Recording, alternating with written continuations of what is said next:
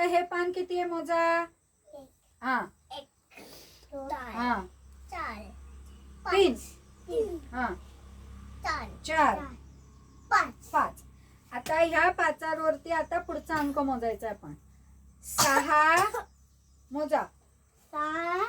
7 8 9 10.